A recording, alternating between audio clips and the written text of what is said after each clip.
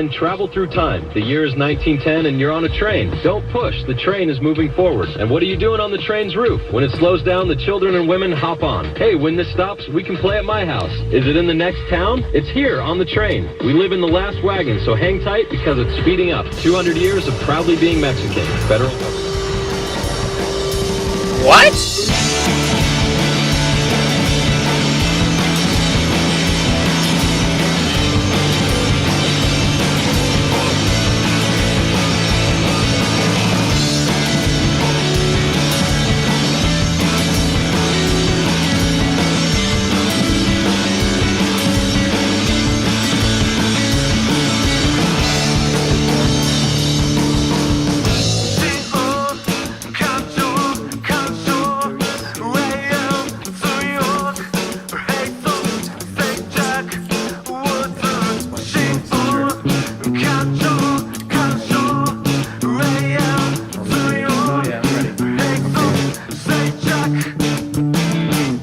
Great. Declan.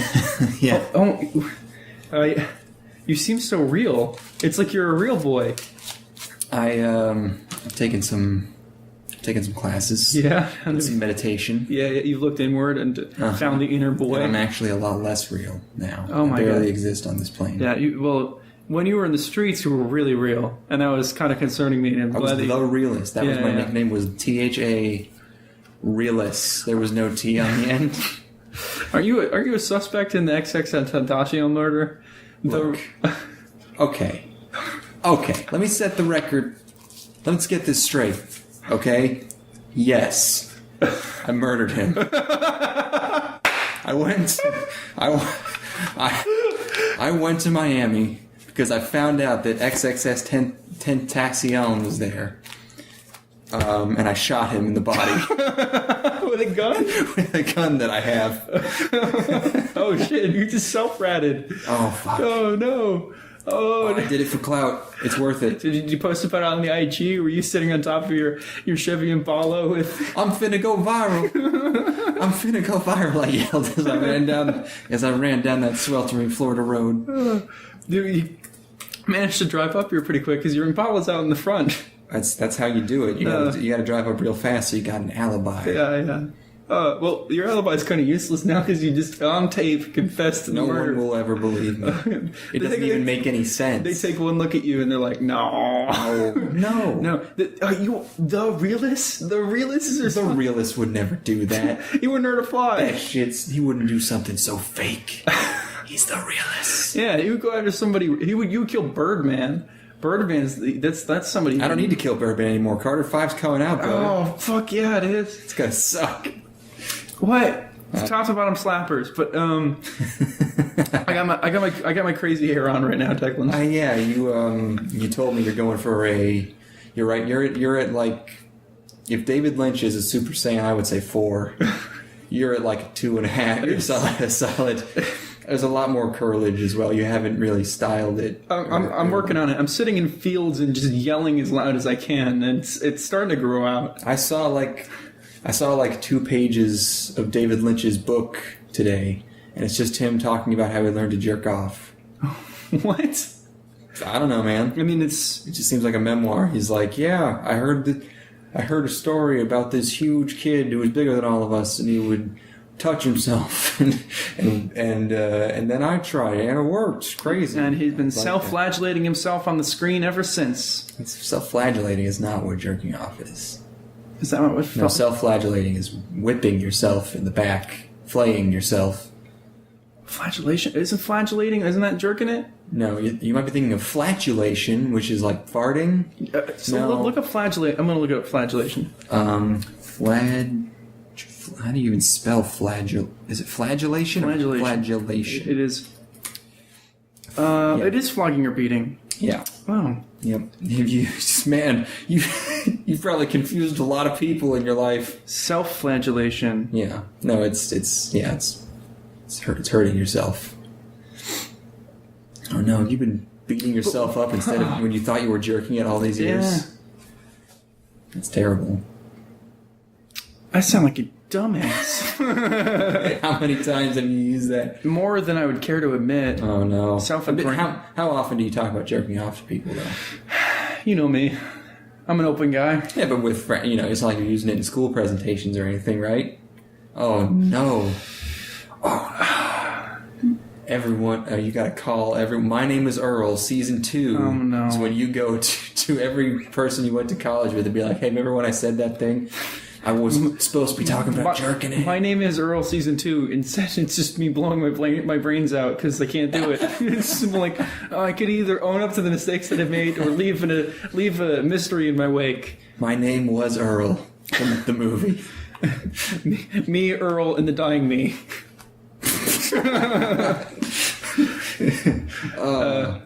Yeah, we're... me, Earl. I, Earl. The reboot. Okay. Okay. But yes, we are in the same room actually this time. Yeah, I mean, I'm looking at your PlayStation 2, and you've got a legitimate PlayStation memory card in there, and then you also have like a Mad Catz. It's 16 megabytes. Yeah, that's the thing. The serious one. Yeah, because I mean, they were gonna fucking gouge it for the Sony ones. A gouge on those, man. And then those are bigger. The Mad Catz ones are bigger anyway, and sometimes you can load cheats through them. Ooh, No, I didn't know that. you're learning things. I'm dropping knowledge. That's why you need me around, because you wouldn't know that you could crank up 10 times speed in Twisted Metal Black. Ooh, how else would you play, really? Yeah, You can't tell what the fuck's going on. I try to keep the decor pretty neutral, but I've had one woman in here, not my age, like an old. Not as a goodness. Encounters No, with an it's, older woman. No, but she just even there's 2 PlayStations and there's a joystick sitting on the computer desk and there's 2 monitors and she's just like I might as well have been piloting a fucking space station. Like, Oh my goodness! so much gaming stuff. I guess. What do you think of Gamergate? Yeah, I've heard of Gamergate. I've heard of this. There's a gate somewhere. Is that is that Oblivion? Because where do you get to the? No, you're thinking of Hellgate London. Is that an MMO? No. Was it? I don't think it was. I thought it was something. I don't know. You got a lava lamp. It's kind of a sad looking one right now. It's a really shitty lava lamp. I brought it because it's funny because Yeah. The oil's fucked up, the wax or whatever's inside. It's full of bubbles. It's shit. It takes like an hour and a half to get going. That's the state of all lava lamps in the end, is that they kind of, dissipate into the oil. It's rough. Yeah, no. The wax is no longer good. Haven't used it in a while. Yeah, it's That lady's leaving. She's like, "Oh, I'll let you get back to." She's used the word playing, and that one hurt. Oh, I see you got an adorable little cum figurine over there. Oh, put that away. Do you use the spoon for your cum? That's where you load your jizz. No, it's not. It looks like you also put jizz in your lava lamp based on the cream color of it. Never do that to Chino. I have a Chino figure. Oh, I'll let you get back to Chino, a little cum slut. You kids in your hot glue. I say goodbye to Chino every morning when I leave for work, and I say hi to her when I. That's what you call it. When I get back, and sure, you're not self-flagellating. I say goodnight when I go to bed, and it started as a joke that I had with myself. Are you gonna make the move soon? No. I mean, no. It's no. You don't think she's into you like that? You guys seem like you have a pretty personal relationship. I don't think she would try anything. I don't think she'd be able to resist. You know what that spoon do, though? You know what she could do with that spoon? We have to move on. I see you got your cum Kleenexes next to your Chino figure. That's just regular... Why would you call them that? Aren't they innately cum Kleenexes? But anyways... Hold on. Oh. Oh, man. You got bitchin' speakers, though. So we're in the same room. You're in town. Hey. Yes. Hi. I fucked my body up really bad. You fucked my body up real bad. Yeah. I think I'm going to blame that on you. Sure. I'll take the blame. You're flying in at a very weird very weird days. Mm-hmm. Got here on a Sunday, leaving on Friday.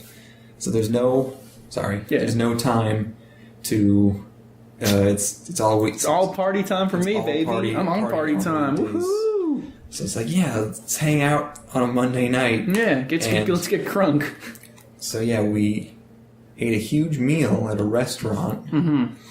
And then which was free, which was basically free because you had a gift card. I had a gift card. Okay. And I was like, all right. And you were talking to me about how you could barely finish your gigantic burger. Uh-huh. But you powered through. We both powered through. I ate a bunch of chicken fajitas. We got a bunch of booze. We got a bunch of breadsticks. Super full. And then about an hour and a half later, we're in my place. And you go, I might order a pizza. And I did not even... The idea that you weren't joking was not even you didn't intend a fraction of a percentage in my brain. There was absolutely no possibility. Not even as a joke. I didn't even entertain it. Yeah. And then you said it a second time, and then it rose to about 5%. Yeah. Even that amount was very worrying. Once Stephen got on board, it was over, baby. Fuck. It doesn't even... I still don't understand it. Free pizza, though. You can't say no to free pizza. You can if... Oh, God. It's accruing those pizza points while I'm out of town. So I ate 4 slices of pizza immediately after eating an entire restaurant-sized meal. Well, you know what it was? Is that I was it's like when you work, you have to make it seem like you're doing a lot more work than you are and complain, and that kind of impresses people. It's like, oh my God, that must be really over a little bit. That's what it was. I was trying to impress you with how much I could eat. You're like, this is a lot of burger. And then later that night, I was like, I sure could go for 8 slices of pizza just to flex how much I could eat on you. So I ate 4 meals that day and drank a whole bunch, and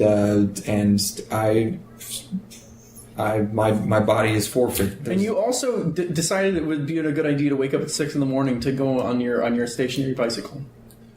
I mean, I do that all the time, but I couldn't the next day because I figured. And now I just don't eat anymore. I don't know what's happened. Yeah, no, I'm glad we're on the same wavelength there. I got all of my calories in for the week in like the span of 4 hours, I guess. Yep. I didn't eat anything until like 8 p.m. yesterday, and I didn't eat anything till like 7 p.m. today. So I guess another week and maybe I'll be eating lunch again. Sure. You gotta start small. You gotta start doing little peanut snacks. Kind of stretch your stomach out a little bit. Another peanut snack. Yeah, I mean, maybe. Get some honey roasted. I've shit about 3 times as much as I have eaten. Yeah. So that's cool. I've shit 3 times as much as I should. Because I'm killing myself with booze. It's, 3 days of heavy drinking in a row, and it's looking bad for your boy. I might not make it through this week.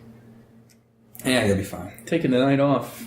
No one's ever binge drank 3 days in a row before. Yeah, this is uncharted territory. You gotta get to a hospital. You gotta study it. Yeah. Like, damn, this guy can eat way too much for a human being, and you can drink a ton of booze. This early 20s male drank how many drinks? Across how many? 12. In how many days? How many months did he do that in? What? Okay. Freak beast. We gotta talk about... we decided to watch a movie. Yeah. Because, why not, right? Yeah, and, we sat down, and we loaded up the movie. It's a film from a couple years ago, and it turns out we can't watch it. Yeah, because we decided that Batman Ninja is actually too good for this podcast. So we watched it, and we'll never talk There's about no content there.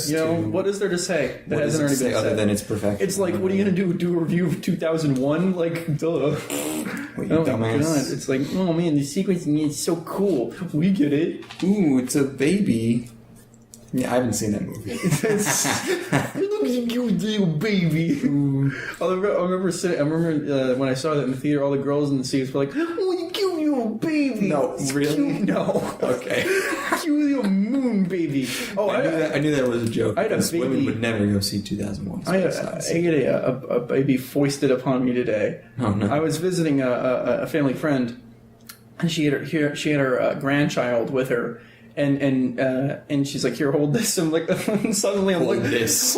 I'm staring at this baby in the face, and he's looking back at me, and he's got. Oh, you're holding him just by the armpits. And I'm like, oh god. Like, oh yeah, no, that's not a good. And I'm like, shit. And so I sit down and put him on my lap, and he can't. When he's on his grandmama, he's perfectly stable because I guess he knows the layout of her lap. And now in mine, he's just like stumbling all over the place. And I'm like, okay, we're just going to sit down. So I have him sit down, and he's like falling backwards. This stupid baby. He's fucking with you. Hell of a hair had a hair on that kid though.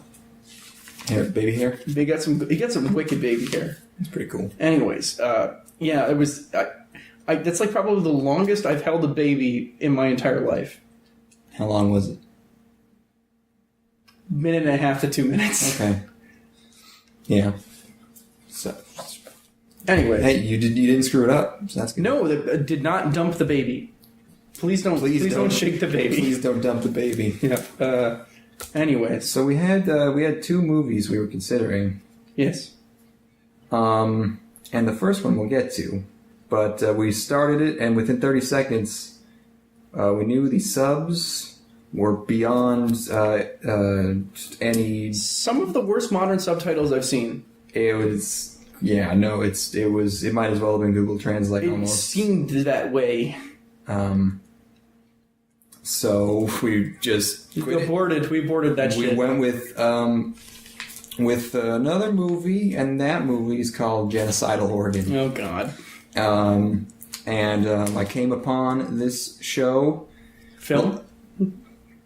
I pulled a Stephen. I did it. Mm-hmm. I have to leave. I came upon this movie looking for movies for us to watch today, and all I did was send you a screen cap of the synopsis with the caption "lol." Because I mean, the first line is "The war on terror exploded literally." It sounds like the back of a box from like a straight to VHS film that's got like titties on the cover. I mean, it sounds like a Hard Ticket to Hawaii or some shit. It's one of those, yeah. Except with a war on terror, so not as 80s, but it's a real clashing of of worlds. And yeah, it's the mysterious American John Paul seems to be behind the collapse of the world system. And it's up to intelligence agent Clavis Shepard. And that's when... Clavis is when I was on board. Yeah. Clavis Shepard. Because the Japanese are so much better at choosing American names than Americans They just are. smacked 2 of them together, basically. I mean, Clavis isn't even a name. No, I'm saying they just know it's good. They just took, like... What names even start with CLA that are masculine names? Clayton. They took Clayton and Travis, fused that shit, and they're like, that's a future name. Yeah. Okay, so this is based on a novel. Ooh. Like a real ass novel. Oh boy, did it show. It's the quality of this writing. It's the debut novel of one Project Ito, which is a person. He called himself Project Ito. His real name was Satoshi Ito. And he died in 2009. Oh. This is the craziest. So, I was, I had just downloaded this movie, and I'm sitting at my desk here before you came over, and I was just perusing the web as I do, and I was in this just manga thread, and someone was talking about Akisora, and they mentioned the orgy chapter in Akisora, and it was about how crazy it was, and I was like, what? Check that out. Why not? Sure. I'm not going to say no to an orgies chapter. So I read it, and it was terrible. It was NTR shit. But I was like, where does this go? Because it's like he's just watching his girlfriend get banged by like all these dudes, and it's like you got like 25 more chapters after that. So I just skip to the last chapter, and it ends and it has generic manga ending. Who cares? And then the second half of the last chapter, the the manga artist, he goes like, okay, I'm done with the story now. That's it. I hope you enjoyed it. Now I'm going to use the rest of this to talk about a friend of mine. And what? He's telling a story about this guy he knew who got cancer, and then, his name is so-and-so, and I'm reading the story about this guy, and then he goes, and then he wrote this book called Genocidal Organ, and I just go, what the fuck? Serendipity. That freaked me out. Oh, yeah, no, definitely. That is so weird. So, yeah. Well, at the beginning, there was an instance at the beginning of this film where we said something and it was immediately happened in the film. That's that's that kind of movie. It's so... it's just so prescient. It knows what you're thinking, man. Come on. Yes. I mean, it's truly visionary. No respect to you, Satoshi Ito, but I got some questions. You got a book in front of you. Yeah, I'm surprised how readable these are. I wrote them in the dark. And the other thing notable about Satoshi Ito is that he was friends with one Hideo Kojima. He became friends with... I'm just reading the Wikipedia article. Sure. That's not plagiarism. Don't get me. Don't report me. You have your citations? Just go to the bottom. Just steal the citations from Wikipedia. No, I'm just citing the official website in Japanese. I don't know. Oh. Yeah, whatever. Anyways. He became friends with Metal Gear Solid creator and director Hideo Kojima at the 1998 Tokyo Game Show. Hideo noted Ito as being one of the only people who understood the themes and morals in his video games. Oh, yeah. They're usually so obscure. And maybe there's a deep-hitting meaning that we don't understand. I hope so. Because it can be as dumb as it seems. What does it truly mean to be a Metal Gear? There's a typo here. This says videos games in this Wikipedia article. He would then start to write fan fictions based on the Metal Gear series. After Ito's diagnosis, Hideo went against Konami standards and showed him footage of Metal Gear Solid 2: Sons of Liberty. That's cool. He wrote they collaborated on a novelization tie-in of Metal Gear Solid 4. Blah, blah, blah. Hideo announced his plans to dedicate, after Metal Gear Solid 5, the entire franchise to Project Ito. Whoa. That's his name. That's friendship. There you go. It's broship, man. Yeah. So this movie is about... I'd like to dedicate the entire run of the 3 Aweebos to XXX Tentacion. There you go. In memoriam. Every episode.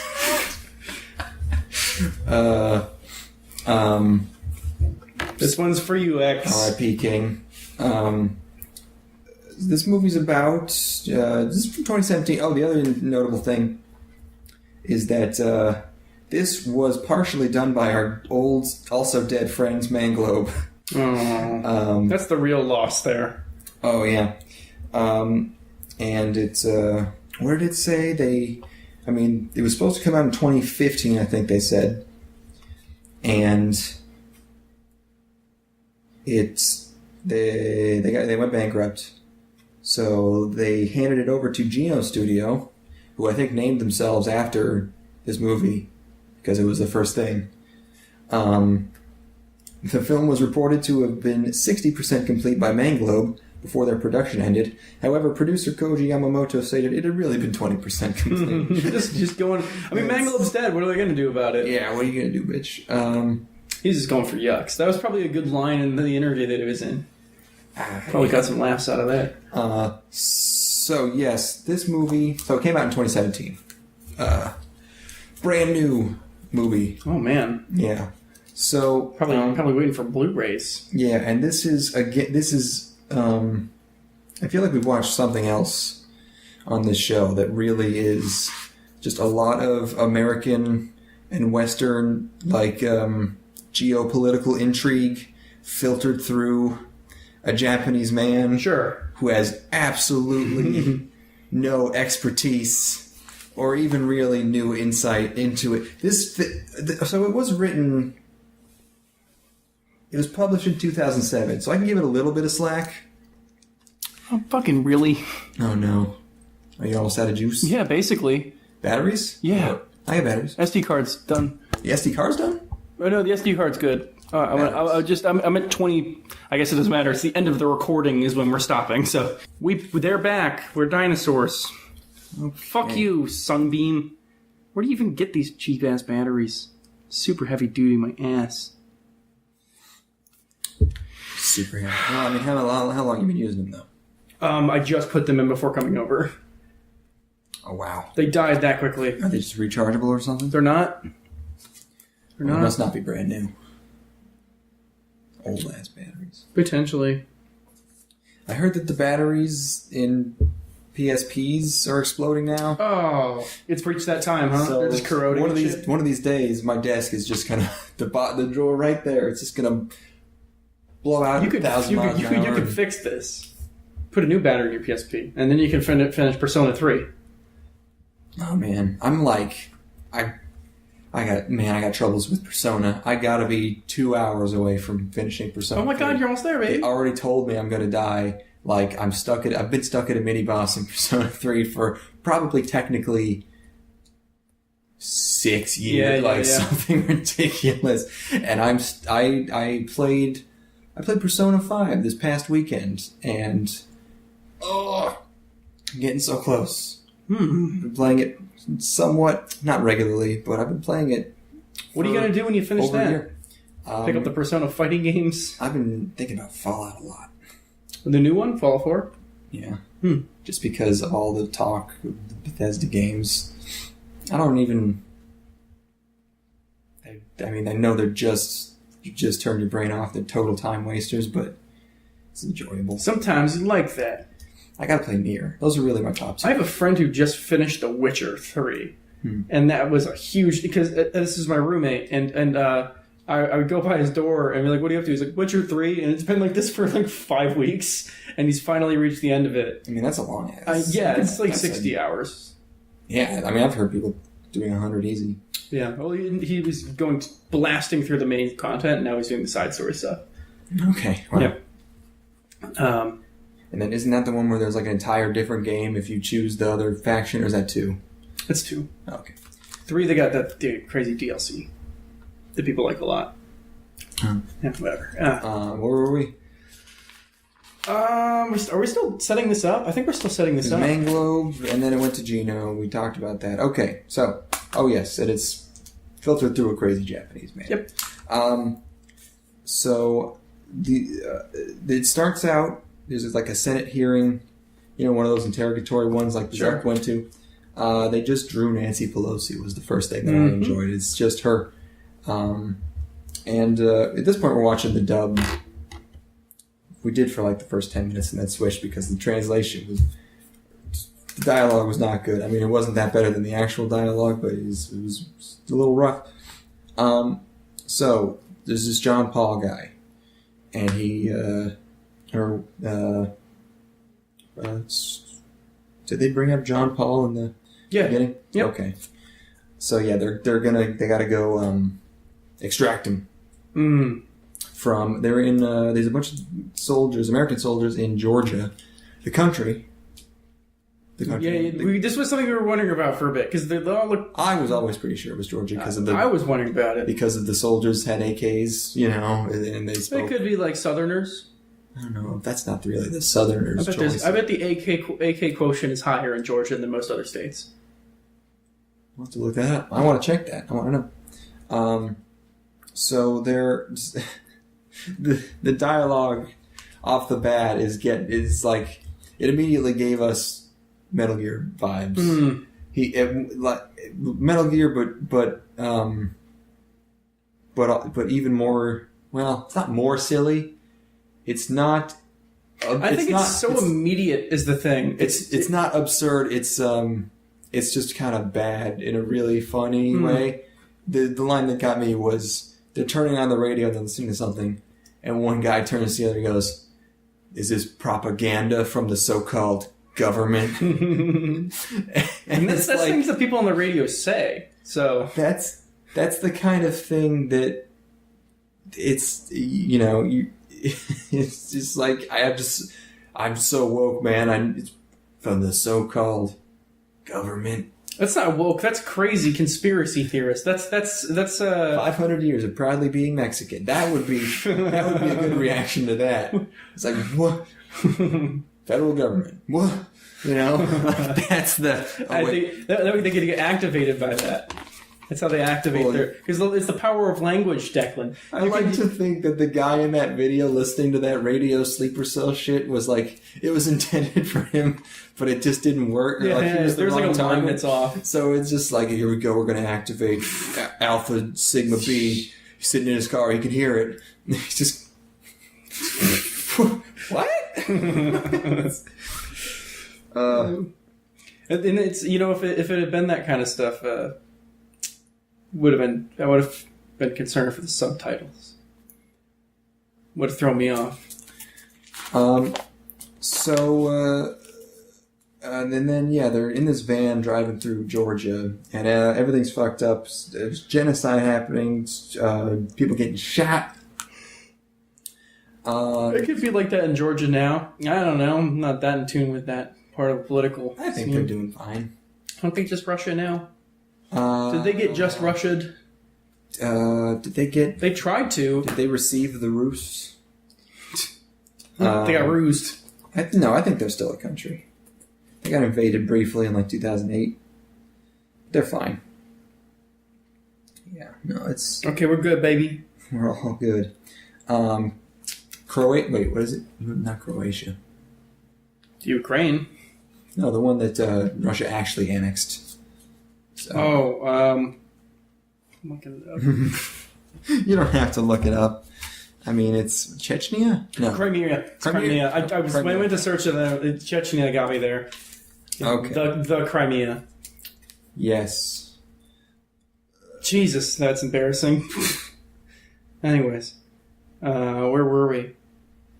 Georgia's pretty fucked up right now. So they're driving towards this church, and one of them's explaining, hey, guess what, man? This is gonna fucking blow your mind. He's an atheist. Whoa! Scandal. And then he gives a whole speech about how hell is all in your mind, man. And I'm just going, oh no. I went to this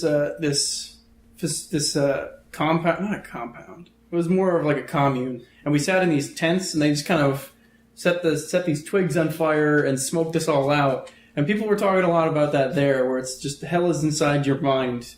But it was mostly because of the intense hallucinogenics that were going through our heads and, visions of scorpions crawling all over us. And then I like kind of melted down, and then I turned into a monkey person. And then I ran around the New York Zoo for a bit, killed some animals. Then I went back and then turned into a black hole in my house and then sucked my wife in. But she saved me.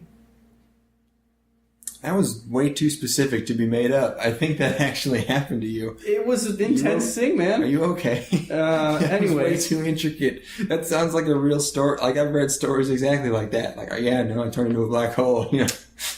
Ayahuasca, man.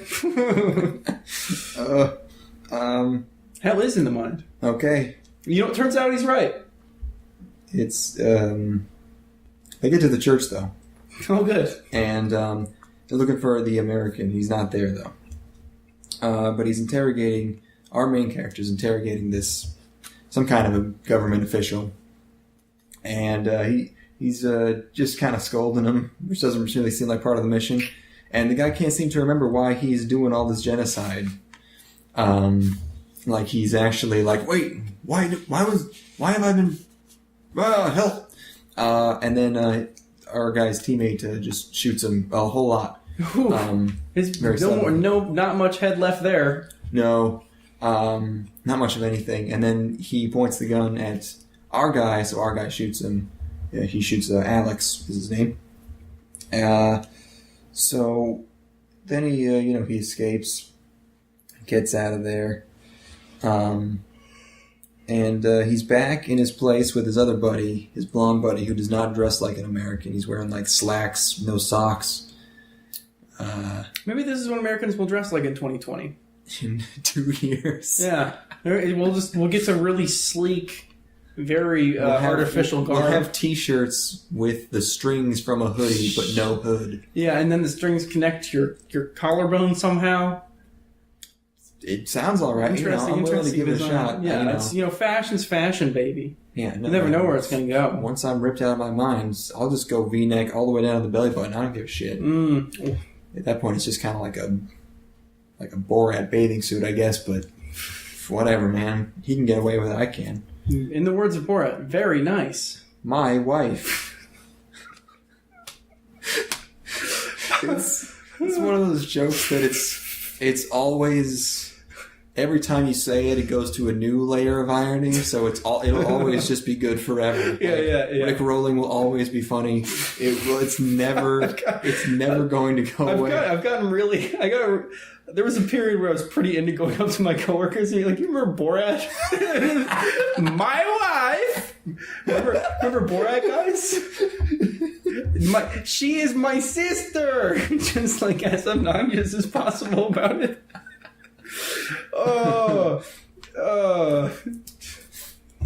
Rick Rolling will always be funny. You can be really anti-Semitic at work and just say it's a Borat impression. It's fine. It's satirical. Yeah.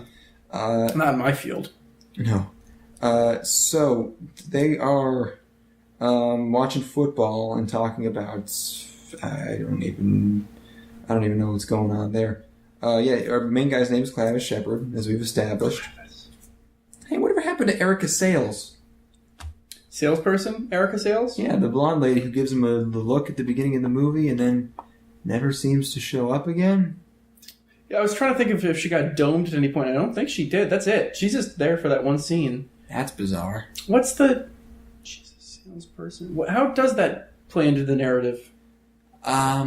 She was being kind of... she was like a little kind of touching up on that one suspicious senator.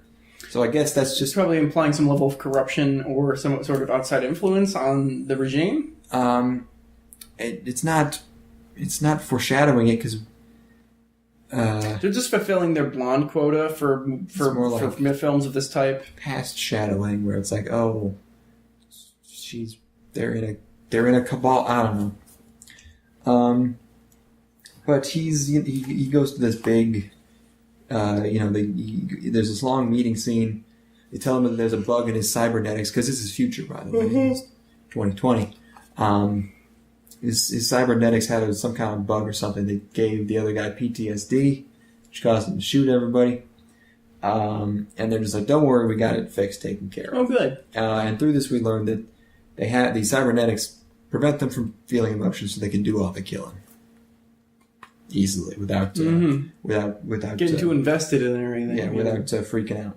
How are you going to go back to your life if you have the deaths of thousands on your mind? Right. And then we get the... after that first scene, by the way, there's a decent title card, which is also pretty Metal Gear. Mm-hmm. Late title card. So then we get more of the backstory. John Paul was an MIT linguistics researcher, a lot of government money, access to a lot of secrets. Mm-hmm. He... his wife and child were killed in a nuclear explosion in Slowjahem.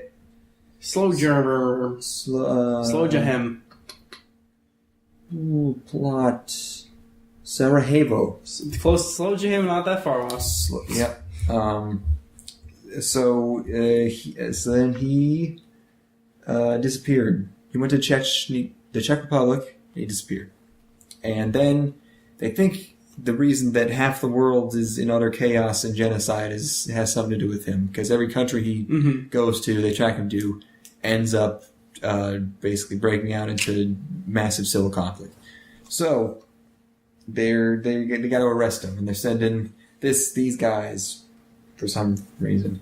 And then so they go to Czech Republic. They're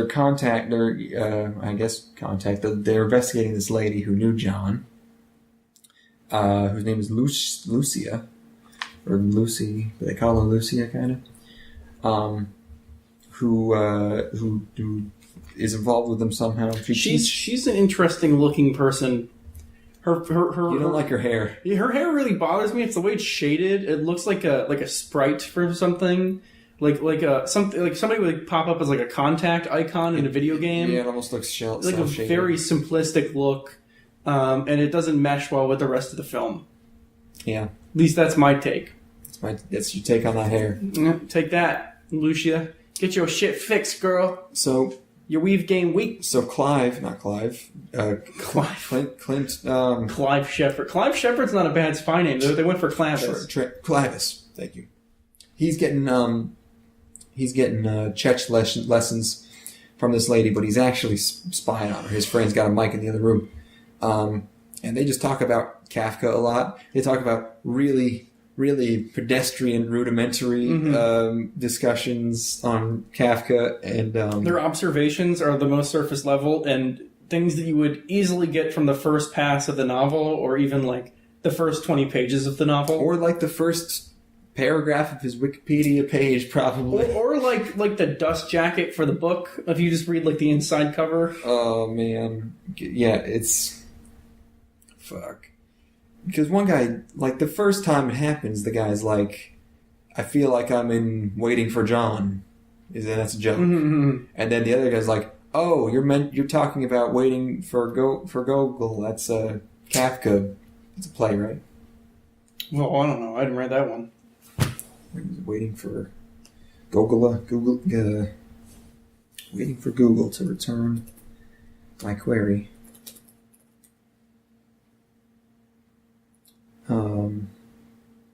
Godot.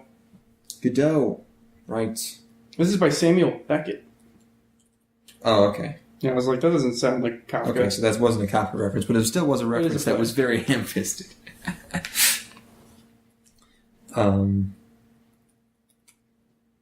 Right. The structure is around people having conversations about somebody because he's late to the thing. Okay. Yeah. So that's the beginning of the cultural references. And then they end up talking about Kafka a lot, this lady and Clavis. And then that leads to them going to Kafka's grave, and he wears the little he wears the yarmulke. Gotta go with the yarmulke to the grave, Jew grave, and then that's a long.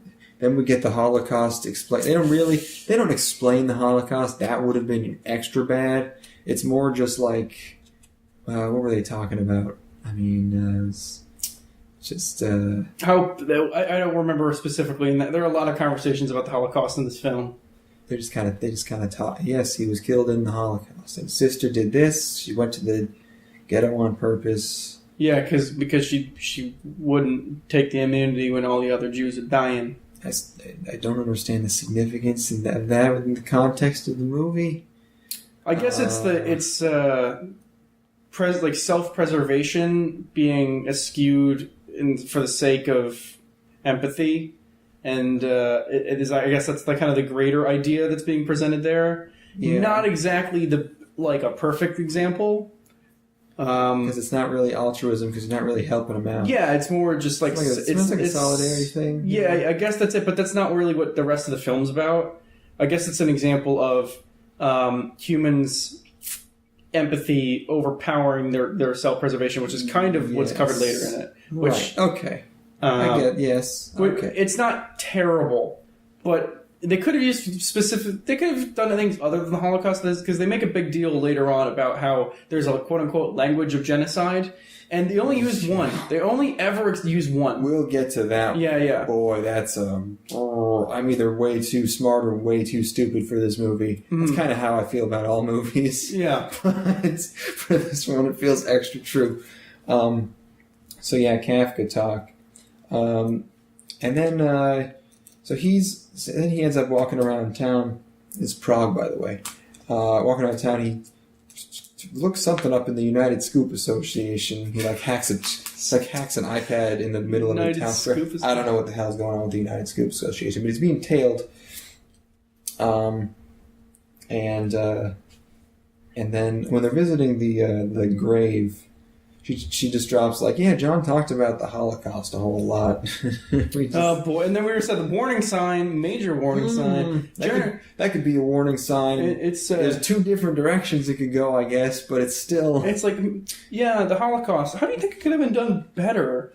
What would you do if you did the Holocaust? Like, I don't think it was real, but like, I think it could be done. Like, you know what I mean? Like, if you were to actually do the gas thing, like, I think 6 million is like a lowball figure. You could. Yeah, no. I mean, if you're not losing a war and all your food supplies are diminished, you could probably get some shit done. You could probably get all of them.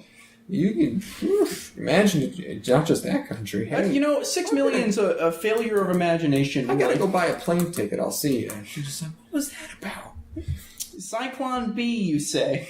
I'm all the way to Cyclone D, baby. Come over here. Now come over here and take this Cyclone D. Give me that Cyclone D. Give me that. Hold on. Japanese gas attacks, you say? And you can just make it. You can just go buy that stuff, huh? And oh man, these titles are all going to get us banned from Podbean, and I just renewed my subscription. Okay. How many did they get? They just blew it up and wafted it through the station, huh? And they got wow. That's hardly genocide. Okay. Oh, this is where my notes start getting a little less legible. Brian Hawes killed what? Braun. I can't help you there. I don't know no Brian. No. Hold on. Oh, Brain. Oh, his brain gets hacked. Right. Whoa. So he's walking with Lucy at nighttime, and he gets pursued again. And one of the guys appears to activate something that messes with his cybernetics, and puts him out. Wakes up in a cell with none other than John Paul. But this is when we thought we might be experiencing some sort of hallucination, or like some sort of like. There were a lot of points in this movie where I thought that the bending of reality would have come in handy to explain some stuff because of the idea of language manipulating your brain and nanomachines, son, and nanomachines and. Because those two things could mold. I'm not saying you have to just do another haze. No one needs to make another haze. Yeah, bro, let's fucking kill some kids. Yo, crush this fucking keg with me and then stomp these infant heads. And then an hour and you're like, oh no. But it's I'm thinking like, okay, what kind of crazy psychological tomfoolery is this movie playing on me? How are the strings being pulled on me? Twisted your expectations. Yeah, no, something's going on. And then kind of turns out nothing's going on. No, it turns out that it's very literal. It's very straightforward in every way. But yeah, this is when John explains to him everything he's been doing. He was a linguistic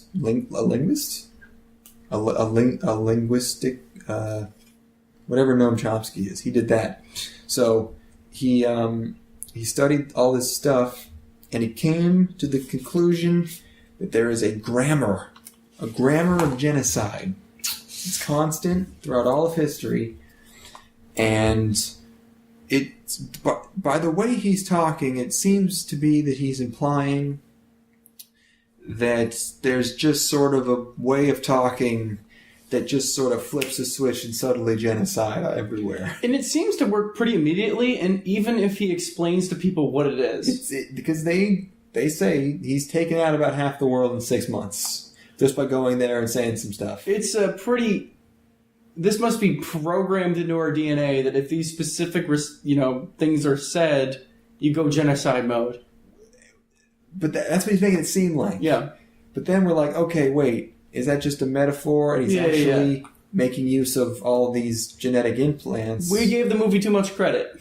And I'm still not sure what the actual answer is, because I don't think he's going to all these very impoverished countries.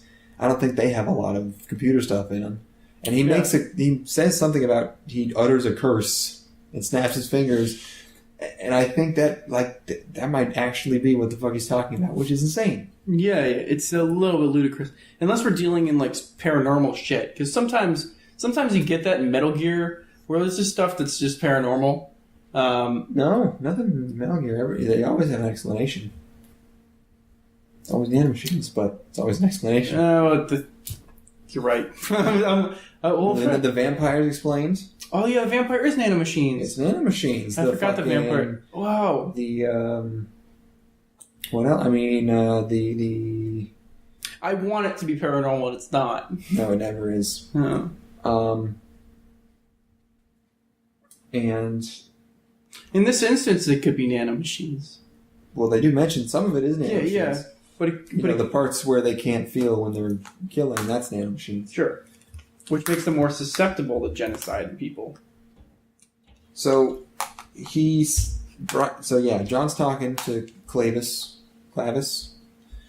and he's telling him, "I just used my linguistic voodoo on you. You got. You've just been influenced, bitch."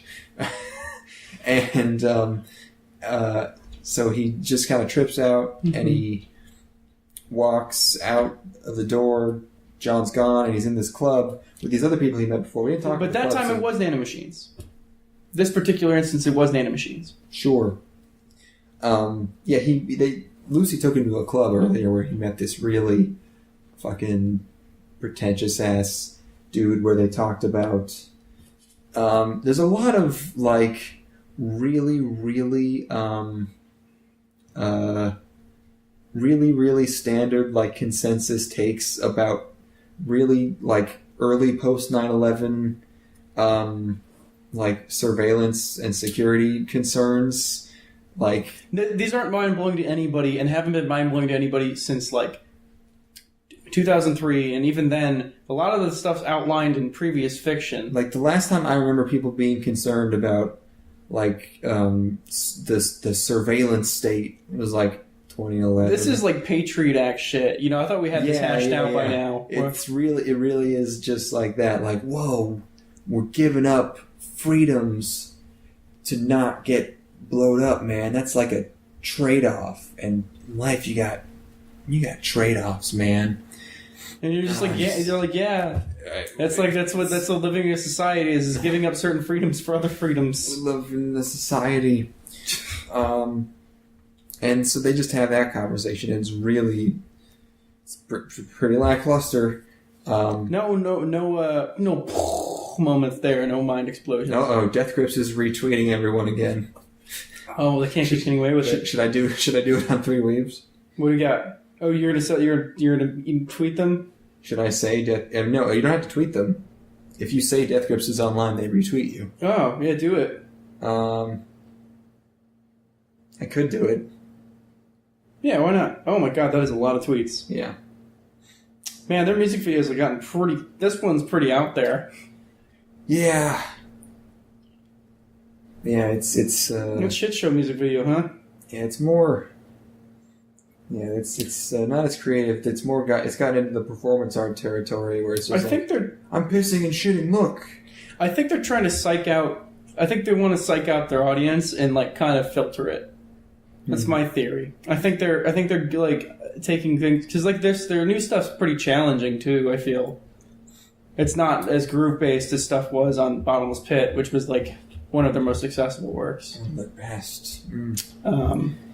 Yeah, this is like Shit Show is just like Hothead. But except Hothead breaks into a song at one point. Yeah. And this one doesn't. There's no sort of hook. There's no... Okay, it's a song now. But Bottomless Pit is quote-unquote very shallow listening. Based on the album cover, or back album cover. That's why I like it. Yeah, and this one's like... It's. I think it's their most... This is like a Ween raw album. They're just going every... Well, there's God. What's the one that sounds like a song still? Oh man, ha ha ha! So good. Yeah. Well, Streaky was also kind of a song. Streaky's my least favorite of the singles so far. I didn't like Streaky. But I like most of the other stuff that's come out from it. I really like Steroids. I think Steroids is one of my favorite releases from them. That Gabber Megamix thing they dropped. Right. Yeah. Like, I think it's easily better than Interview or Fashion Week. I think this is their strongest of that material by far. Yeah, I listened to that once and liked it. I listened to it a lot at the gym. This is one track, Bald Head Girl. Oh. Yeah, anyways. Ha ha ha, it's so cool. It makes me mad though, because that song could be amazing. But why the disdain for guitars, Mr. Grips? You gotta ruin the guitar. You gotta defile the guitar. Why does it have to be behind a mattress and just so muddled in the background? Like they're recording it. They're recording it by putting a microphone to a ceiling and then putting an amplifier facing downward on the room above it. I like it. But they've released like half of the album by far easily at this point. Yeah, I hate it when there's so many singles. No surprise left. Anyways, the police state, man. Whoa. Did you see these CCTV cameras? Facial recognition. Tracking every move. Gotta get off the grid. So yeah, it's just Edward Snowden wrote this in exile. Explains all the Russia stuff.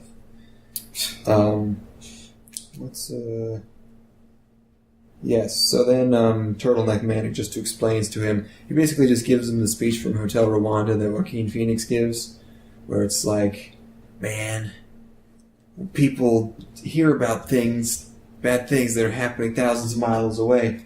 It's like, they don't even care, man. That's crazy. You're so woke. I'm fucking turtlenecked up Mrs. Butterby, and I'm out here.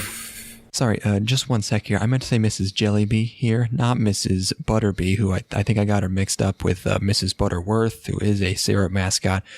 Mrs. Jellyby. Sorry, back to the... I'm telling you, why don't you... Let me tell you about this guy, Peter Singer, okay? He's got some great ideas. I've always wanted to know how large a TV Peter Singer has. Like the inches. The size of it. Yeah. I mean... Because if he has a big TV, it's like, what are you doing, man? A lot of hypocrisy. Doesn't mean he's wrong. It just means you're not really... You're not living it, son. I read a story where Peter Singer's mom got sick, and he hired an entire team of people just to take care of her. And someone asked him, like, isn't that kind of totally counter to everything you've been teaching for the last, 50 years?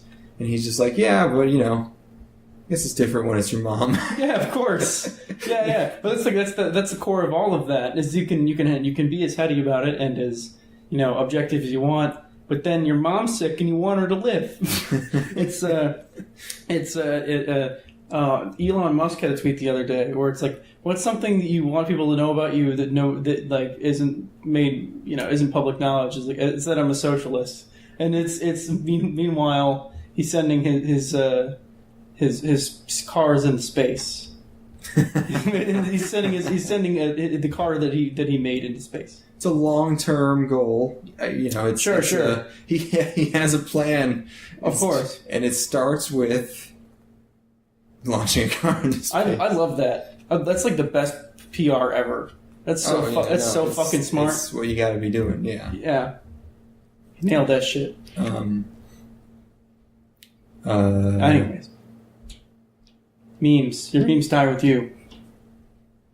Is that just a line for Metal Gear Solid? Yeah. Oh, okay. That's well, because memes are introduced in the second Metal Gear, right? And then the second one's about me. And then Revengeance is where they get really ridiculous with them. Oh yeah. I mean, memes are ridiculous in MGS too, but my favorite references to memes are in Revengeance because they just say it a lot. Yeah. Because man, that game came out in 2013. Yeah.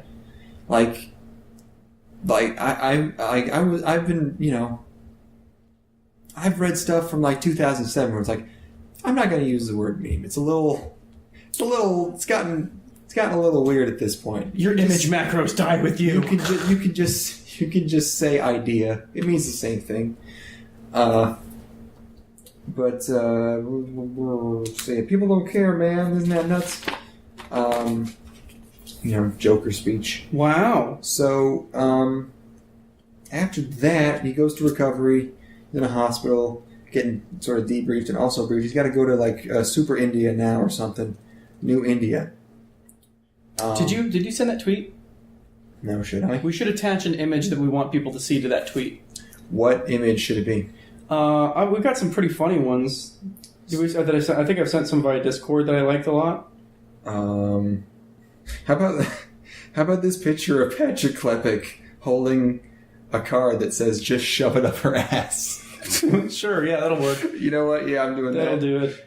Okay, I need to actually. I'm logged into our Twitter on this other PC. I hope we're still rolling. We're still rolling. Excellent. You can listen to me, or you can listen to me said it live. You know what we should do is just send 18 different variations of nuttin', but she's still sucking.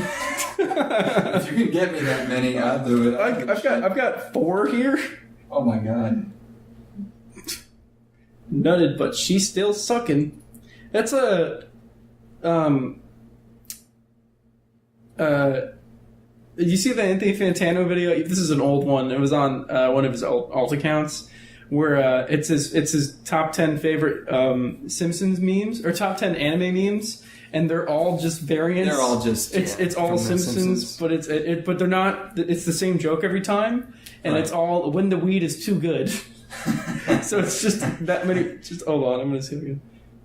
Yeah, I got it. That was easy. Oh, the pussy is too good. Well, we'll see what happens. All right. I'm currently retweeting things from 6 minutes ago, so maybe in 6 minutes we'll get a retweet from 10. Do you think they're just like at a bar somewhere and he's just like mashing It's got to be a technological... a bot? Yeah, they have some software doing that, I'm sure.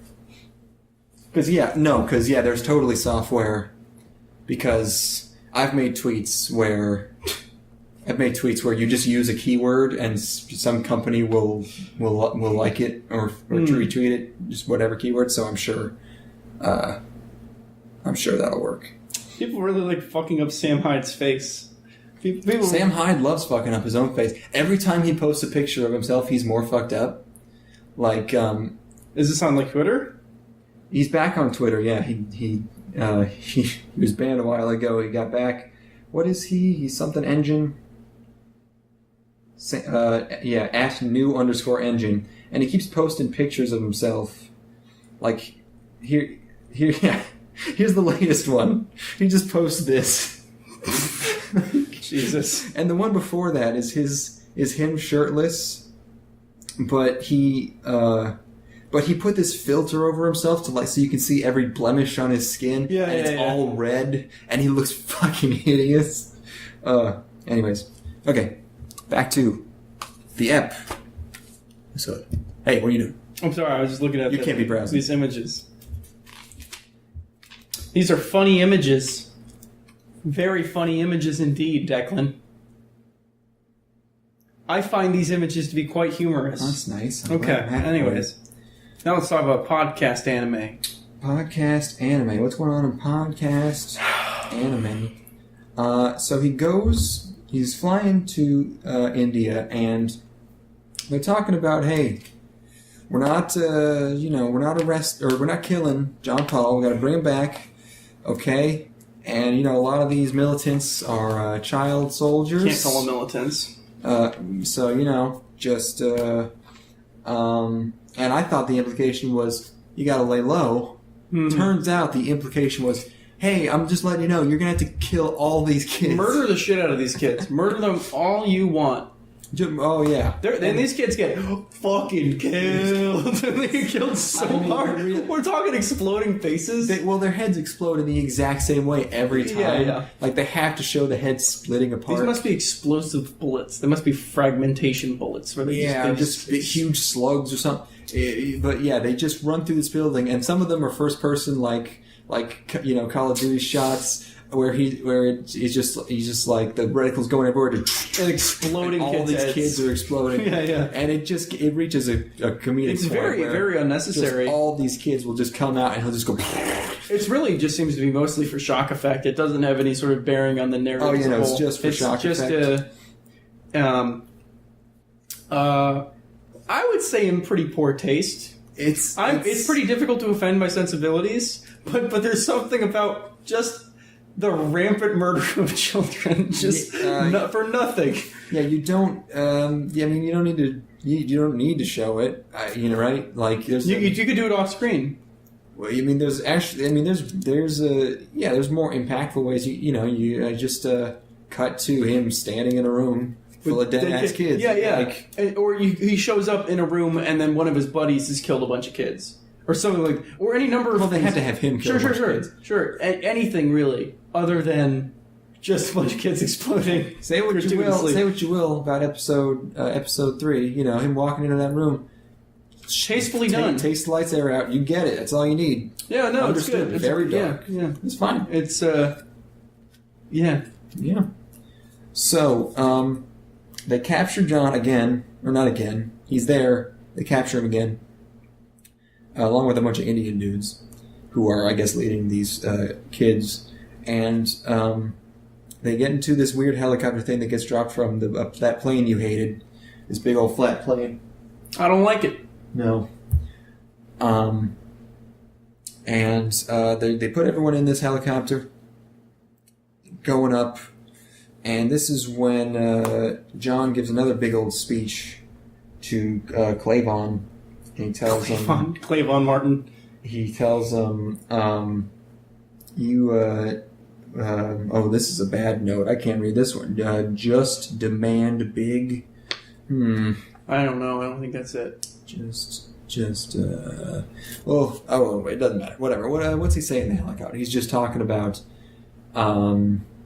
he's just saying... Is it more of the same shit, basically? It's kind of, yeah. He's just saying, you and I, we're not so different. You suppress your emotions with machinery, and I do it using the ancient linguistic arts. Yes. Yeah. Again, and the linguistic stuff. Again, extremely Kojima. If we already pointed that out, that's literally just Metal Gear Solid 5 and The Phantom Pain. Yeah. That's it. So maybe instead of maybe by dedicating all the games to him, it was more like, and here's credit for it. It could be. Here's credit for all of it. Yeah, I bet Kojima read this book before. Yeah, it was 2007. Totally. Yeah, he totally just read this and then, interesting lineage. Child soldiers, you say? What? Can I do this in a more tasteful way? I can do it, but not kill them because I'm not crazy. He's crazy. So the helicopter. Well, yeah, not in that way though. The helicopter crashes, and boy's okay, but his friend's legs are gone, and also his arm gone. And they're fighting all these shadow soldiers, who we later find out are ex-mercenaries who may be secretly employed by one of the senators in this whole thing. So, I don't even really know why. Okay, so that's... who knows? Who knows? So they're sent there to snatch up John Paul. Oh, now it makes sense. And then because John Paul John Paul has secretly been sent out on this mission to cause chaos in the world by USG. So then there's a weird cut here. It skips ahead a little bit. We don't get a lot of explanation as to what just happened. Because we're not even sure if his friend lived or what. They just kind of cut straight from, them getting attacked by all these dudes. We figured he was not dead. Right. So then it's like, all right, you gotta go get John. Time to get John. He goes out in the plane again. Gets dropped into this capsule thing into the water. It turns into a robot whale, which is nice. We should talk about. There are some cool futuristic ideas. There's some cool motif. Some cool set pieces. The civilian stuff is more interesting than the police stuff or the military stuff. I found there's like There's like a sequence where he's running, like he's back in the United States and he's running and he's like got like a ghost version of himself, like in Mario Kart. And he's trying to beat, you know, and then like he goes to the club. The club is pretty fucking cool. The club has a screen in the floor that looks like it's got a gigantic pit in the middle that you could fall into, and people are like almost stumbling into it, but then you can just walk over it. It's pretty cool. So it's there's a dude who like. When you look at him with like when you've got like a bionic eye or like whatever the fuck, like the you know, computer contact lenses in it, you can see his skull and like his in that was pretty fucking cool, like a hologram on his body. Yeah, it looks almost like body art, but it's like projected onto him. Pretty neat. Yeah. So he's heading towards this facility. I didn't even catch which fucking country he's going to now. But he's there, and he's in this building, and he finds a letter. He's looking for Lucia, by the way, because I guess he loves her or whatever. Sure. During their few days they were. Or he's loyal. You got to feel a sense of loyalty to her. I don't know. Oh, yeah, and she also, by the way, she revealed earlier her whole backstory is that she was having John was having an affair with her. Yeah, she was the other one. While his family was killed by a nuclear explosion, which upset him and makes her feel very guilty. Yeah, naturally. So, but they're together in this secluded, some kind of resort, it seems like. And Clavis shows up, and John holds him at gunpoint. He's got an old gun. No, none of that ID. The bio ID stuff. That's old school Browning. Yep. And Lucy's also there. Also has a gun. And finally, we get John's whole plan. Finally, we're going to figure out why he's doing this. This web is going to be tied off in a nice little bow. We're going to have everything wrapped up nicely. We're super satisfied. When this was explained at the beginning of the movie, I thought, okay, please don't let his motive just be revenge, or just be something about resetting the world. Mm-hmm. Or something about proving a point about something. Not like generic villain shit. Not generic villain shit. There's got to be something, some deep, some 4D chess happening. I hope. It was just kind of revenge a little bit. It was. It's just that it wasn't really a surprise because it was set up at the beginning of the movie that all these nations are getting real fucked up, and all the developed nations are fine, basically, because all the conflict is elsewhere. Doesn't make any sense, by the way, because a lot of places in the world are bad. You still get people coming over and kind of running people over with buses and stuff, and blowing things up. Mm-hmm. It doesn't really seem to. You can't get much more chaotic than like Libya, and you still got the Boko Harams. You still got people can do pretty awful things to their own people without any sort of prompting. Yeah, really. But prompting also helps. Yeah. But it's there. You can't necessarily just weed out all the crazies by having a war go on elsewhere. It seems a little bit farcical. Because there's going to be internal conflicts regardless. You just got those X factors, man. Yeah, I don't think he's trying to weed out the crazies. It's just, it seems like his idea was, I'm just keeping them busy, which is not how, like, a whole country isn't kept busy by a war one thing. A war going on halfway across the world. Well, no, even a war happening in the country is not like a dude can still. This is all supposedly to protect the West from terrorism, but it's like you can still just go over there and do terrorism. Like nothing about being in a civil conflict. I don't know. That's just going to breed more terrorism. It's a weird. Yeah, I mean, people are just going to want to get over here more. Yeah, I don't. Are the people feel the reach of the Western hand, man? Like they know. But his idea, yes, just seems to be just protecting these. There's like a weird patriotism for some reason. Like I don't know what. I don't really know how this relates specifically to his wife and child. Well, I mean, he's protecting. I mean, people like his wife and child, I guess, right? Or bit of a stretch. He's but what's language genocide. Language genocide. We never get to hear the curse. The genocidal organ is language.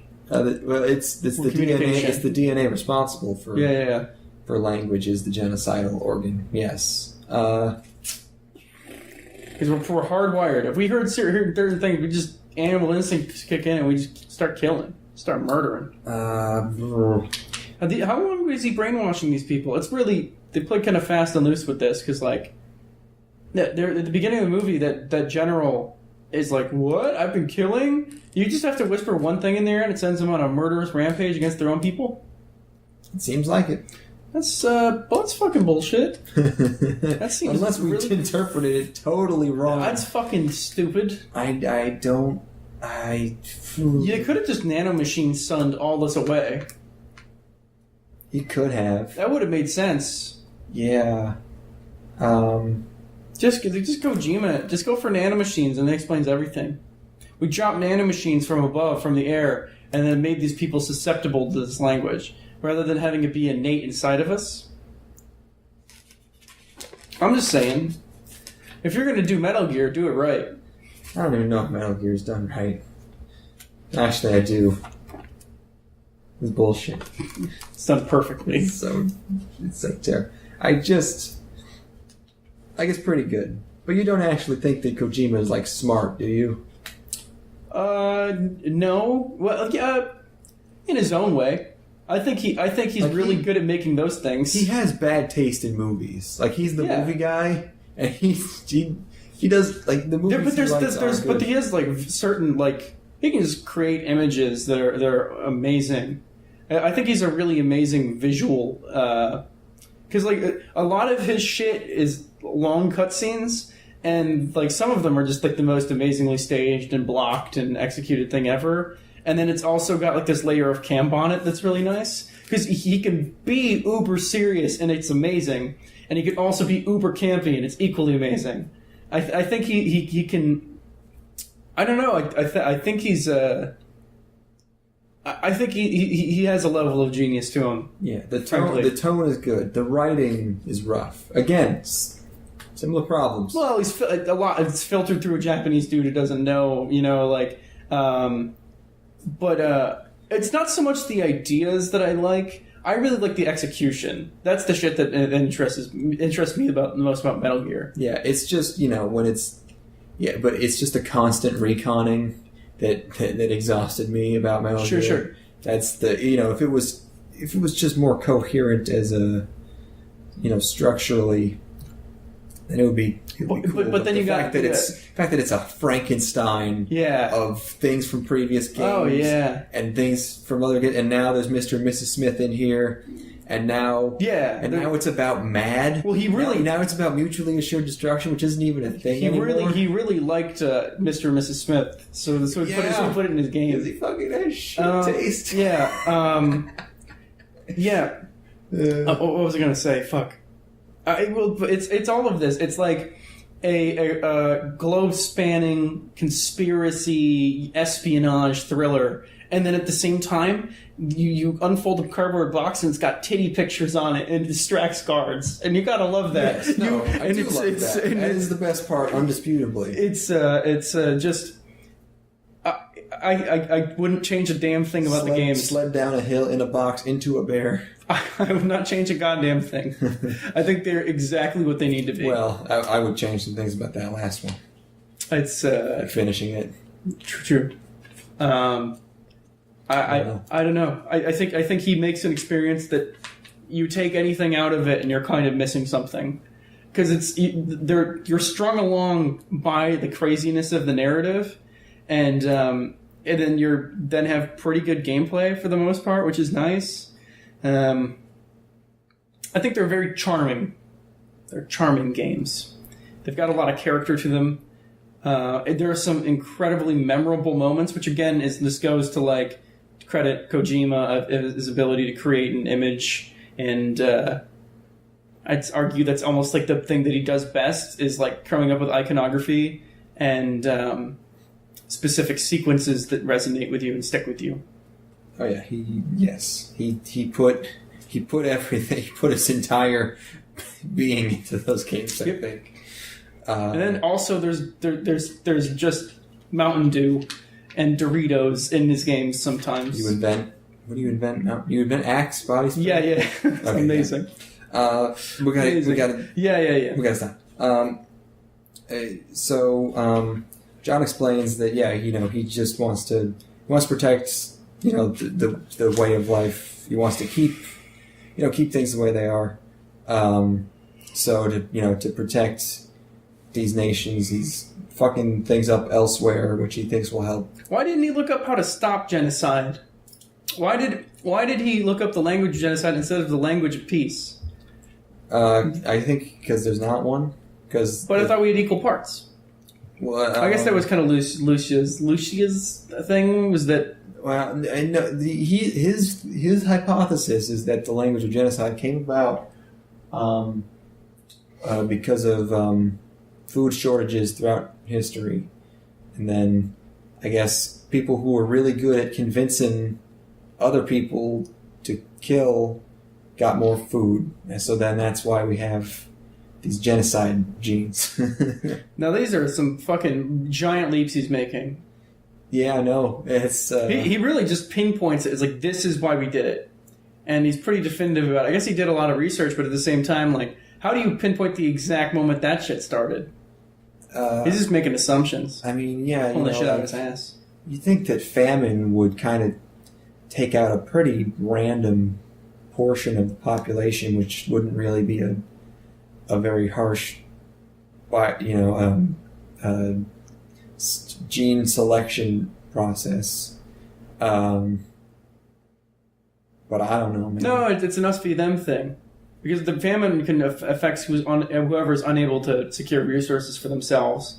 So if you're the one enacting the genocide, then your people are going to survive.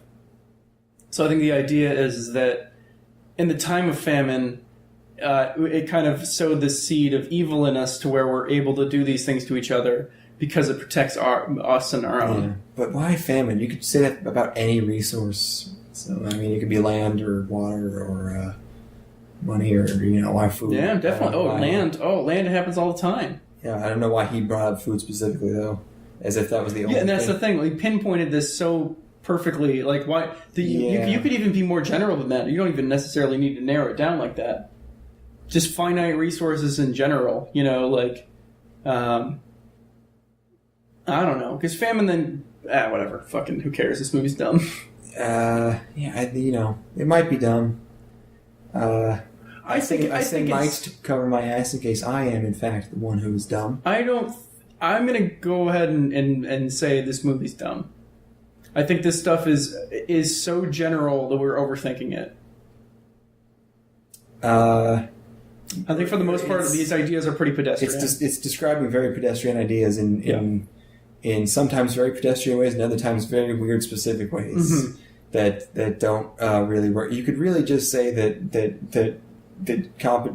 going through billions of years of constant conflict have caused us to really, really enjoy the possession of power, which is really probably all he's saying. So I don't... Well, it never gets tied up in a bow. There's never a moment where it clicks. And there's no click. It's like a whimper instead of a bang, where, you know what I mean? Where there's no moment where I'm like, oh, all of this makes sense now. These disparate elements come together in a meaningful way. And I don't know if it's a fault of translation, or if there's some sort of subtlety that's being lost, or it's just generally not written in a way that is comprehensive. The subs were censored. He was talking about the Jews the whole time. Oh my god. It's just like, what was the anime that had the Jews? That's why I was referencing Angel Cop. It's just like Angel Cop. Or this thing's like barely complete. or was passed off while it was barely complete. Yeah, who knows? Who knows what they did to the source material? Maybe the book's really good. Who knows? So, anyways, at the end here, John explains all this shit. Lucy is dead. She gets fucking glacked. Shot by blonde friend man. Glackerton. She has no face left after that. And he's just like, hey man, I like to live in prosperity. I like to watch football. Please do not bully. What ringing statements against the current military-industrial complex, man. Something like that. You're really taking down Fuck. American imperialism. You're sticking it to them. So then Clavis takes John out to a field and shoots him for some reason. I don't even know why about that one. He says, like, there's only one person who can stop this. It's you. And then he wraps his mouth around the barrel of the gun. Yeah, and then I guess he decides to testify about it. Embroiling the government in the largest scandal ever, which will do something. But it wasn't like everybody in the government. It was just like portions. They can just weed out those fuckers. Right, but it looks pretty bad though. It'll probably change some policy. Yeah, it'll look bad. It'll look very bad. So it's for net good though. Yeah, like maybe, but is it? Oh shit! Oh, man. But did we see if there was a post-credit sequence? We watched at the end. Okay, so there wasn't. Okay. Yeah, there probably wasn't a hint of a sequel for this thing, so they probably didn't even bother. No. I'm trying to think, is there anything else I was thinking of? That's really it for me, man. I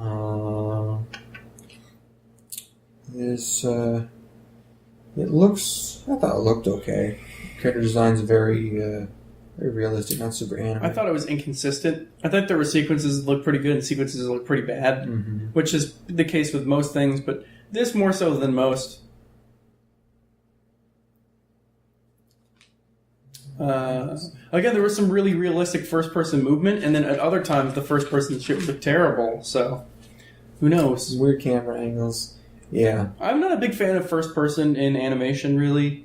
I think it's always jarring. This is when it works here. It's better than most. There's one shot here that I thought was kind of cool because I assume it's CG that the camera is walking through, but it very much looks like hand-drawn background art, and it is walking through it, and it looked okay. Some good fakery going on at the very least. Although the shaking didn't seem very human.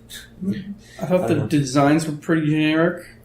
But what came to my mind watching this movie was a lot of Eagle Eye. I think that was 2007, and it's just a lot of whoa man surveillance and things that no one's really cared about in like 10 years. It's a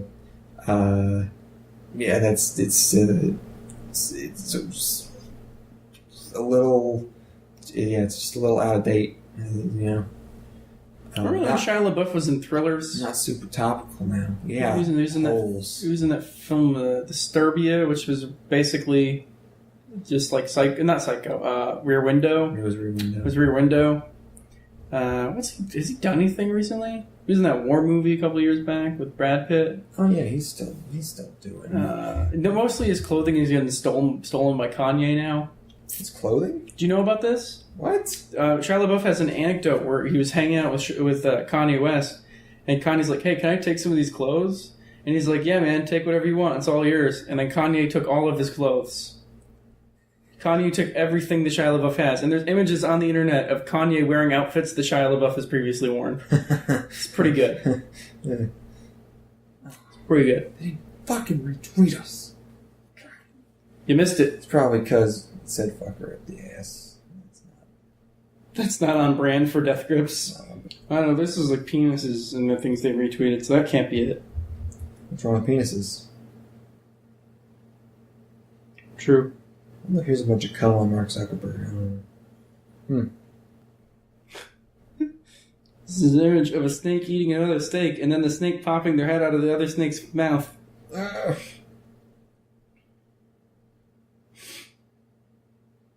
Oh, yeah, that is just cum on Mark Zuckerberg. Yeah, ouch. Mm-hmm. And then Steve Harvey's face on XXX Tentacion's head. Oh, no.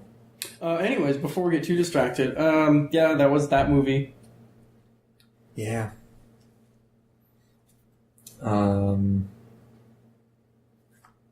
Was it? Kind of, it wasn't, like, horrible. I've seen worse. For a movie that got passed off with only 20% of it completed, it was pulled together much better than Fanforstic. Ooh. I would say this is a movie better. This is... I mean, this was basically just remade from the ground up. I mean, they didn't rewrite it, you know? Yeah. They just animated it. So, yeah, no. Nothing could be as bad as Fanforstic. Well, We'll see. I mean, if 50 Shades 3 didn't do it, what can? let's talk about 50 Shades Freed. Oh, you gotta take your foot off the coffee table, though. Fuck! Been there for like half an hour. No, it was only now that you started to really... Okay. 50 Shades Freed. It's the worst one. Yeah, It's the worst one. It's the laziest one, I think, is the ultimate thing. It's really, like, very by the numbers, I gotta say. It's doesn't really have a ton going on. I mean, the movie's like 30 or 40% montage. What are you looking for, homie? I lost my pen. Oh, man, you'll find it. I know. 30 or 40% montages, and then 20% drama about her former boss, like attempting to kidnap her and shit. And then how much percent do I have left? I'm going to round up. So I got 60%. The other 40% is them wanting to bang, I think. Or them Banging? Yeah, I guess. So montage, abduction, banging. What? Yeah. Not a lot of hot sex in this one. There was a decent. You know, they have a quota. Yeah. Most of the conflict is she wants to have a baby, and also there's a guy stalking her, and then the climax is he kind of he gets a hostage, and she shoots him in the leg. Real easy. But it's not like super interwoven into their relationship conflict. So like, what's the point? You know, like it's that narrative is so separate from the narrative of Christian Grey and Plain Girl's romance. Mm-hmm. Like they try to make it feel like it's going to have a conflict when she has to go get money out for the hostage. But that doesn't even really manifest itself in a meaningful way. That never develops into anything. Basically, they're two separate things that happen. It's almost like there's two parallel narratives that never intersect. Two shades. Yeah. And I would call it unsexy. She's still got great tits, though. I'll tell you what, man, really great tits and ass. Big butt. Really good tits and ass up from her. Don't say that. We're in an apartment. Really stacked. And you know, I love that. But her haircut, I think it all comes down to the haircut sucking really bad. She had these stupid I think they have to make her a little plain, right? Yeah, but when she's uber rich, she doesn't have to be so plain anymore. She could start wearing her hair back and being like power hoe. And the teeth. The ending of the franchise is very disappointing because she's like super sub, and he's like, "You're topping from the bottom, Mrs. Grey." Does he say that? I'm okay with that. Yeah. Okay. But she's just a sub at that point. Wasn't she always? No, but she was trying to take over certain points, but she just relinquished it all back to him, and now it's really boring again, and we're back to square one. Wow. Hey, that's what you get with the old ball and chain, you know? Oh, they get married in the movie, by the way. Yeah. Yeah, I don't know. Then they have kids. Really dumb. What really... Anything really stupid happened to them? I feel it was just like us making fun of how... The second one's the best one. The second one's the best one, because you got that helicopter. I mean, he still just keeps doing, like, really, really... boilerplate, cool guy stuff that's just really, He's hardly in the movie. really unoriginal. He doesn't do a ton. I think No, not really. Hmm. What does he do? he shows up and he gets mad at her for stuff she does, and then he shows his butt. He doesn't do much in this one. No one does. Yeah, there's not really a ton that goes on. No. Let's see. They go on vacation. What the fuck even happened in that movie? They go to like a cabin, a huge cabin. She gets held at knife point in her apartment. Again, they made a very, very specific call out to the fact that she has a security detail now, and they suck. They don't do their job once. They do. They rescue her.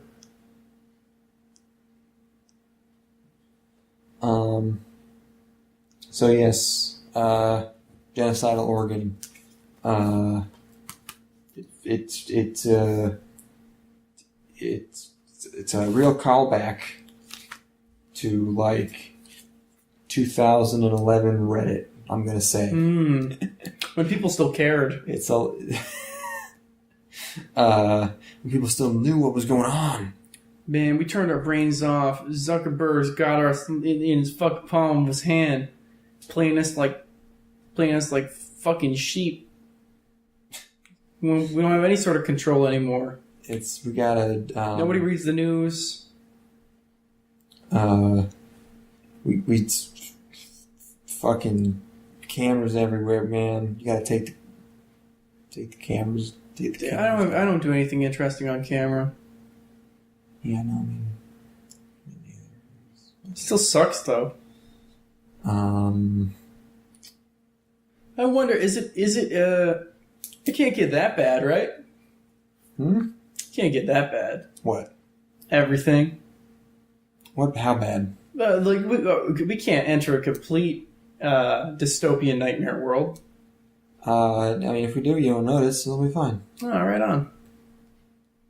I won't be putting no Guy Fawkes masks on. Lesson of the day. Oh yes, please. Don't. What if it comes back in though? I didn't even associate it with Anonymous until I remembered that Anonymous exists. Oh, yeah, no, I was thinking like literally putting on a Guy Fawkes mask and blowing shit up, like V for Vendetta style. Yeah, no, that's not gonna. No, I don't think I'm gonna do that. That's not gonna fly. No, unless Natalie Portman's bald, in which case I'm in. I don't know what that means. Is she bald in that movie? I'll shave her head if I'll blow up a building if I could shave Natalie Portman's head. Please don't. Oh, FBI, I'm sorry. Not gonna blow up any buildings. It's too late. I'm sending the tip right now. It's done. I went to film camp. I've read Sartre. I've read Thomas Pynchon. I've read Ayn Rand. I've been to Italy. I've been to France. I speak French. I've been to Spain. I've been to South America. I've been to Kenya. I've been to China. I backpacked across Europe. I prefer tea to coffee. I've been to Greece. I love Greek food. I'm a foodie. I'm always on the lookout for a great little place to get breakfast. Sometimes I go to Barnes & Noble and lose track of the time. The black people that I've met said I have a lot of flavor. I love my MacBook, but I also love my MacBook Pro because it has the word Pro on it, short for prolapse. I drive an ancient Volvo that barely starts. The Matrix and Inception are the first movies in the last 10 years that made me really think. And yeah, I paint, no big deal. I think conventional painting rules are stodgy, archaic. To bend the spoon, you have to realize there is no spoon. Think outside the box. Coexist. Coexist, and one more thing. If you don't know the difference between your and your and you're a fucking idiot. Get the fuck off my Facebook wall. Deal with that! Deal with that!